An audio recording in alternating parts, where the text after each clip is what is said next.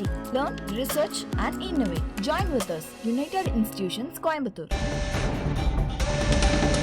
அமைச்சர் ஆதவ் அர்ஜுனாவின் செய்தியாளர் சந்திப்பை தொடர்ந்து பார்க்கலாம். தலித் சகோதரர்கள் மட்டுமல்ல, ஒட்டுமொத்த தமிழ்நாட்டு மக்களும் மதிக்கக்கூடிய கொள்கை தலைவராக இருக்கக்கூடிய அண்ணன் திருமாவளவன் அவர்களை பார்த்து ஒரு பதிவை பதிவு பண்ணாரு. அந்த வார்த்தையை நான் சொல்றதுக்கு தயக்கமா இருக்கு. அந்த வார்த்தைகளை விசிக தொண்டர்கள் மீதும் அண்ணன் திருமாவளவன் மீதும் பதிவு செய்ய வேண்டிய ஒரு நோக்கமே நாங்கள் கண்டிக்கத்தக்கது. எதிர்க்கட்சி அரசியலை நாங்கள் வரவேற்கிறோம். நாங்கள் செய்யக்கூடிய தவறுகளை சொல்லும் பொழுது மக்களுக்காக திட்டங்களை மாற்ற முடியும். ஆனால் தனிநபர் விமர்சனத்தையோ ஒரு கட்சியினுடைய தலைவரையோ இல்ல ஒரு கட்சியினுடைய தொண்டர்களையோ பெண்ணுடைய உறவை மையப்படுத்தி பேசுவது இது பெரியார் சொன்னதும் கிடையாது, அறிஞர் அண்ணா சொன்னது. குறிப்பாக பெரியாரும் அண்ணா அவர்களும் கற்றுக் கொடுத்த பாடம் கிடையாது. திமுக எப்பொழுதும் சொல்லும் கடமை, கண்ணியம், கட்டுப்பாடு. இன்றைக்கு திமுக கடமையும் இல்லை, கண்ணியமும் இல்லை, கட்டுப்பாடும் இல்லை. கலைஞர் அவர்களுடன் அந்த 3 கோட்பாடையும் மறந்துட்டாங்க. அதனாலதான் இந்த மாதிரி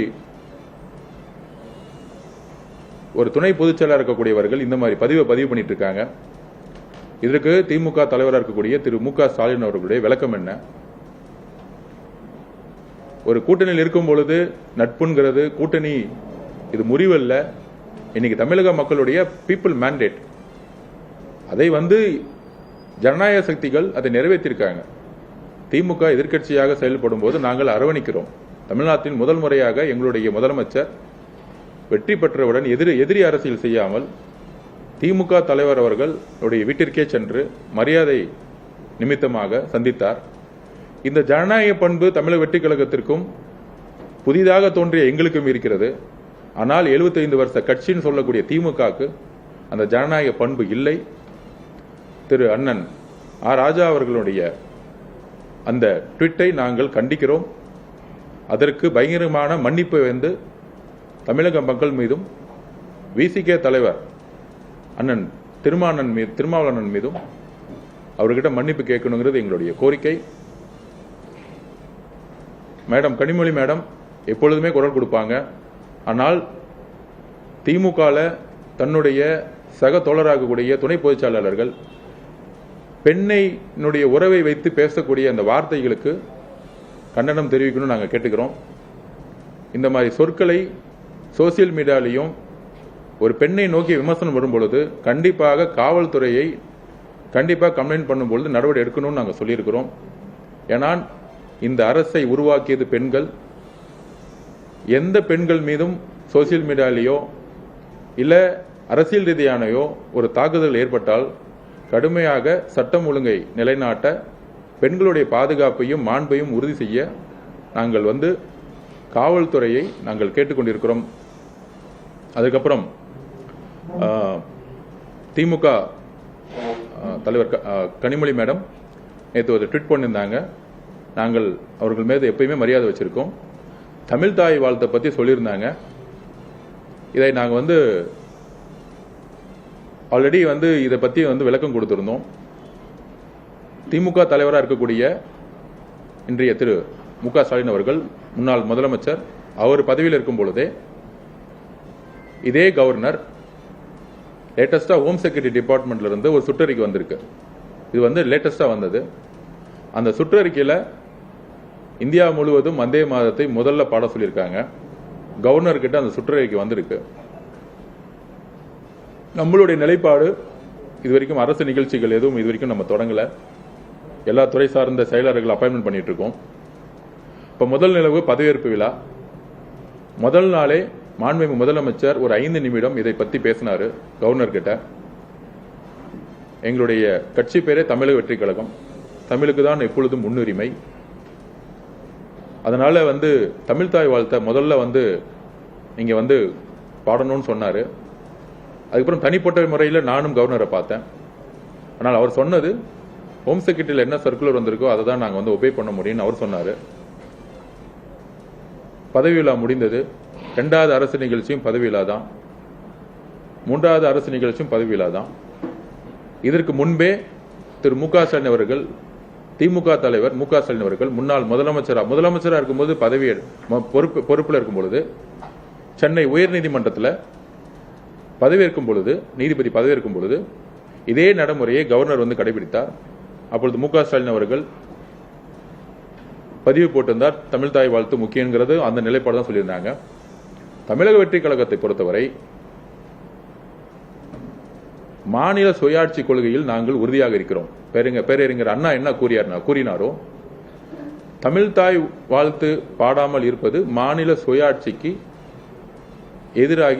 எதிராக எழுப்பிய குரல் என்கிறதை நாங்கள் பதிவு செய்கிறோம். கண்டிப்பாக சட்ட வல்லுநர்களுடன் நாங்கள் வந்து அதை பத்தி டிஸ்கஷன் நடந்துகிட்டு இருக்கு. இந்த சுற்றறிக்கைக்கு எதிராக கோர்ட்டுக்கு போக முடியுமா அப்படிங்கிற ஒரு விஷயத்தை நாங்கள் டிஸ்கஷன் பண்ணிட்டு இருக்கோம். கவர்னரிடம் நாங்கள் வந்து 2-3 தாட்டி பேசி பார்த்தோம். அவரை பொறுத்தவரையும் ராஜ்பவன்ல கவர்னருடைய தலைமையில் நடக்கக்கூடிய நிகழ்ச்சிகள் எல்லாத்திலையும் ஹோம் மினிஸ்டருடைய சர்க்குலர் தான் நான் ஃபாலோ பண்ணுவேங்கிறத அவர் நிலைப்பாடு எடுத்துட்டாரு. தமிழக அரசினுடைய நிகழ்ச்சிகள் மாண்புமிகு முதலமைச்சர் தலைமை தாங்கிக் கொண்ட எல்லா நிகழ்ச்சிகளையும் தமிழ் தாய் வாழ்த்து தான் முதலில் இடம்பெறும். அதில் நாங்கள் உறுதியாக இருக்கிறோம். மாநில சுயாட்சி கொள்கையில் நாங்கள் உறுதியாக இருக்கிறோம். இருமொழி கொள்கையில் நாங்கள் உறுதியாக இருக்கிறோம். கல்வித்துறையில் எந்த அழுத்தங்கள் வந்தாலும் மாநில சுயாட்சி கொள்கையை விட்டுக் கொடுக்காமல் உறுதியாக இருக்கிறோம். மதசார்பற்ற கொள்கையில் நாங்கள் உறுதியாக இருக்கிறோம்.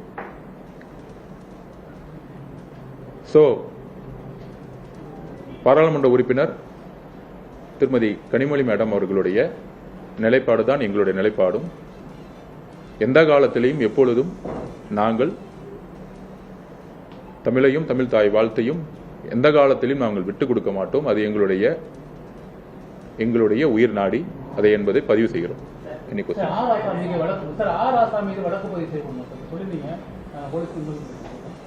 யாரையும் பழி வாங்கக்கூடிய நோக்கம் எங்களுக்கு இல்ல.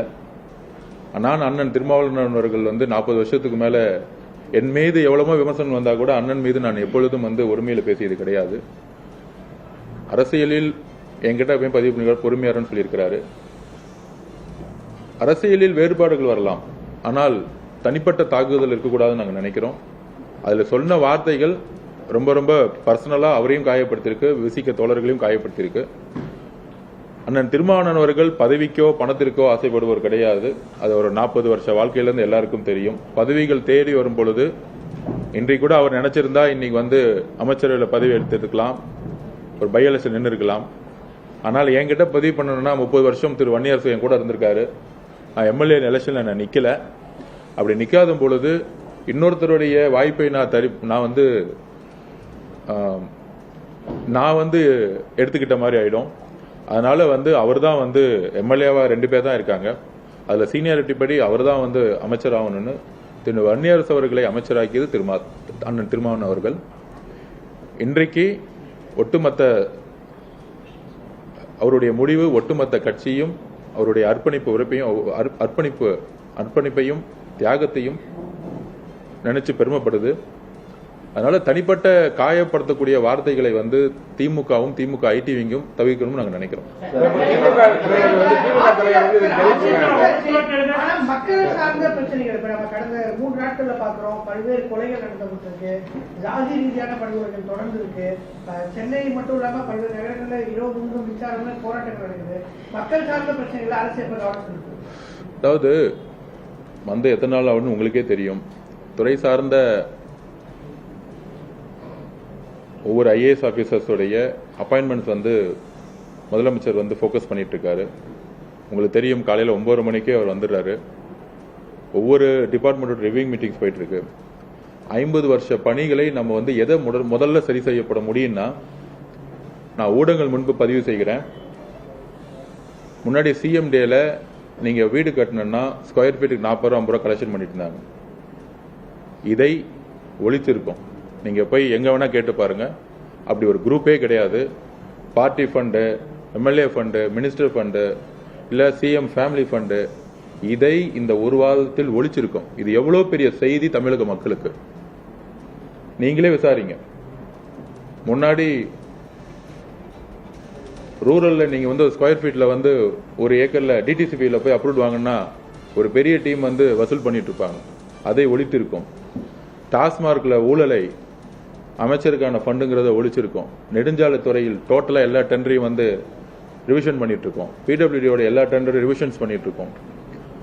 2 முக்கியமான துறைகளில் எப்பயுமே ஊழல் நடக்கும். பிடபிள்யூடி, ஹைவேஸ், டாஸ்மார்க், இந்த மாதிரி முக்கியமான துறை நேர்மையான அதிகாரிகளை போட்டு 5 ஆண்டுகள் செய்த தவறுகளை ஒருத்தர் மேல பழி வாங்காமல் என்னென்ன தவறுகள் செய்து நிகழ்ந்திருக்கிறத நாங்கள் எடுத்துக்கிட்டு இருக்கோம். இப்ப இன்னையிலிருந்து அமைச்சருக்கான ஃபண்டோ இல்ல அமைச்சர் பேரை சொல்லிக்கிட்டு அவங்களுடைய குடும்ப உறவுகளோ இல்ல யாருமே வந்து எந்த இடத்துலையும் ஈடுபடுறது கிடையாது. நீங்களே பார்த்துருப்பீங்க. ஆற்று மணல் ஏத்தி முதலமைச்சருக்கான ஃபண்டுங்கிறது இல்ல. நீங்க பார்த்திருப்பீங்க, கரூர்ல எந்த இடத்துலயுமே ஆற்று மணல் ஏத்துறது இல்ல. மைன்ஸ்ல எங்கெங்கெல்லாம் இல்லீகல் மைன்ஸ் இருக்கோ அதெல்லாம் வந்து அந்தந்த கலெக்டர் கிட்ட எடுக்கணும்னு சொல்லியிருக்கோம். ஸோ தமிழகம் முழுவதும் ஒரு 11-12 டிபார்ட்மெண்ட்ல ஊழல் வந்து கடுமையாக இருக்கும். போக்குவரத்து துறையில் இருக்கும். நீங்க போய் ஒரு லைசன்ஸ் கேட்டீங்கன்னா காசு இருக்கும். இன்னைக்கு காலைல ஒருத்தர் வந்தாரு, சார் லைசன்ஸ் வாங்குற இடத்துல எல்லாம் வந்து பாத்தீங்கன்னா நீ காசு கேட்கறது இல்லைங்கிறாங்க. ஏன்னா அமைச்சருக்கு ஒரு ஃபண்ட். ஆராசாவின் பதிவு, தமிழ்தாய் வாழ்த்து விவகாரம் என்பன உள்ளிட்ட பல்வேறு கேள்விகளுக்கு பதிலளித்து வருகிறார் அமைச்சர் ஆதவ் அர்ஜுனா. 11%